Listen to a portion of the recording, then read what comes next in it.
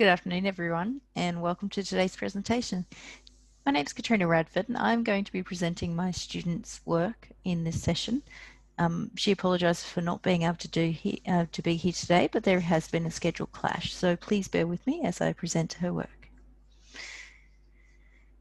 Her dissertation focused on employees' behavioural response to organisational change, looking specifically at the effect of psychological contract and change readiness.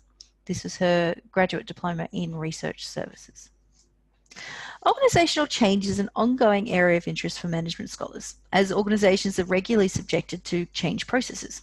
According to the organisational development perspective, organisational change is the purposeful effort to alter work processes with the objective of enhancing organisational performance as well as contributing to the development of individual employees.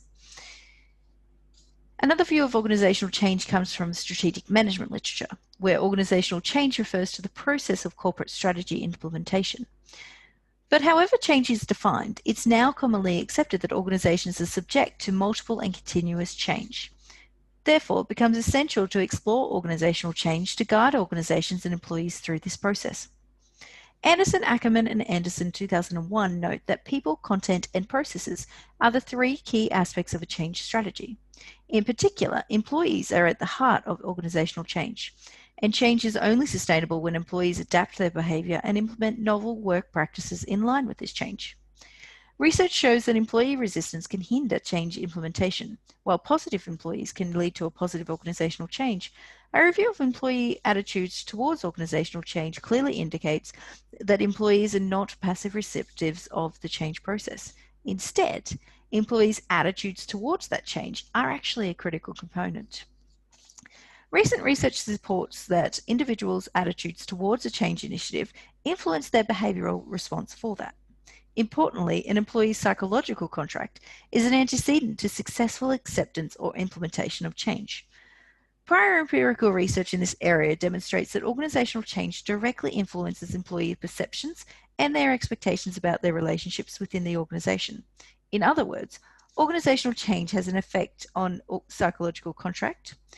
And according to Schalk, Campbell, and Fries, 1998, psychological contracts shape employees' attitudes, and as well as attitudes shaping behaviour. In addition, Armenikes, 1993, indicates that change readiness is the antecedent to the behaviours of either resistance to or support of a change effort. While Valkula, 2012, demonstrates that the readiness for organisational change is one of the most important factors in employee support. Thus, exploring in employees' readiness to change becomes critical. Although research is conducted on the relationship between organisational change and psychological contract, how psychological contract changes employees' behavioural response to that change, and the relationships between psychological contracts and their attitudes towards change, which includes change readiness, no researchers combine these three streams of research. Thus, this project started to address this gap in the literature. Now, the context for this program was aged care. From a practical perspective, demographic change makes this sector really important to explore because what we're finding is that the population is aging rapidly, but of course so have our workers. Projections indicate that individuals aged over 65 will be 19% of the Australian population by 2033. And again, that's projected to grow another 23% by 2063. Now, although research is conducted on employees' attitudes and their intention to quit within the aged care sector, as well as on how employees respond to the change process in this sector as well, prior research has not specifically examined the joint efforts of employees' psychological contract and change readiness. The aim of this study was therefore to explore the gap in understanding the effect of employees' psychological contract and their change readiness on employees' behavioural response towards change. This research used a theoretical framework adapted from O'Donoghue, Martin, and Turungsa, 2015, which concedes employees' responses to organisational change depend on an employee's psychological contract type and the level of individual change readiness. This framework is used to explore the following questions. The first question is, what will an employee's behavioural response be in the context of perceived non-fulfilment of their psychological contract in the case of organisational change, when the employee has a predominantly relational psychological change and a high readiness? The second question asks, what will an employee's behavioral response be in the context of perceived non-fulfillment of the psychological contract in the case of organizational change when the employee has a predominant relational psychological contract and a low change readiness? Question 3 then asked, what will an employee's behavioral response be in the context of perceived non-fulfillment of their psychological contract in the case of change when the employee has a predominant transactional psychological contract and a high change readiness? And question 4 asked, in the same situation when the employee has a predominantly transactional psychological contract and low change readiness. The main purpose of this study was to explore the impact of psychological contract and their levels of change readiness on their behaved responses to organizational change. This study focused on a deductive theoretical model as it proposed 4 hypotheses based on previous research and then test those with the data collection. Now, this is the theoretical framework. It's called the Exit Voice Loyalty Neglect framework, and it was conceptualized first by Hirschman in 1970, and then it was further developed by Farrell in 1983 and Rosbart et al. In 1988. And it's been used widely in the psychological contract research to understand employees' responses to organizational change depends on their type of psychological contract. Chowdhury, Wayne, and Schlack in 2009 proposed that organizational change that affects employees' perceptions of their psychological contract may result in employees responding through various behavioral responses, which may include exit, voice, loyalty, and neglect. These 4 types of responses can be categorized into 2 categories based on these 2 dimensions: active versus passive and constructive versus destructive. The active/passive distinction is based on how direct and effortful the behavioral response is, whereas the constructive-destructive distinction is based on how the behavioral responses positively or negatively impact the employee-organizational relationship. Now, according to Russell in 1995, exit is the voluntary termination of the relationship in the form of an active-destructive response. Voice refers to an employee's making an active attempt to change a situation that they believe that can be improved. Loyalty refers to the employee's response of passively but optimistically waiting for conditions to improve. And exit is the exit of that employee. Neglect. Sorry, I missed the last one. Neglect is a passive but destructive response because it represents this lax and discardful behavior. And types of neglect behaviors include absenteeism, lateness, poor work performance, and they're reflective of the individual's disregard for the relationship to the organization. Now, a review of the literature indicates that both types of psychological contract and their individual's readiness to change can influence an employee's response to organizational change. Now, that's why we're using this framework. And based on this literature, 4 hypotheses were proposed. Hypothesis 1 argued that when an employee has a relational psychological contract, the relationship between the organization is socio-emotional, long-term, and open-ended. Therefore, they have an invested relationship with the organization that they would like to maintain and sustain. O'Donoghue, Martin, and Turingza in 2015 stated that employees with a predominantly relational psychological contracts were more likely to respond to non-fulfillment of their psychological contract through constructive behaviors, and that was either through voice or loyalty. Employees with low levels of change readiness are passive about their organizational change, as they believe that such change will not benefit them. Thus, with those with relational psychological contracts have low change readiness, it's proposed that in order to maintain a positive employment relationships, they'll respond through passive and constructive behavior in the context of organizational change. The second hypothesis referred to where employees had a relational personal psychological contract and a high change readiness. Now, O'Donoghue, Martin, and Turingza 2015 demonstrated that employees with a predominantly relational psych contract are likely to respond through constructive behaviors, which were either through voice or loyalty. Employees with a high change readiness were proactive and willing to engage in the process of org change, which was mutually beneficial in its effect. However, those employees that have high change readiness, it's proposed that they will respond through active and constructive behavior, so voice, in this particular way. And that's why hypothesis 2 was proposed in that context.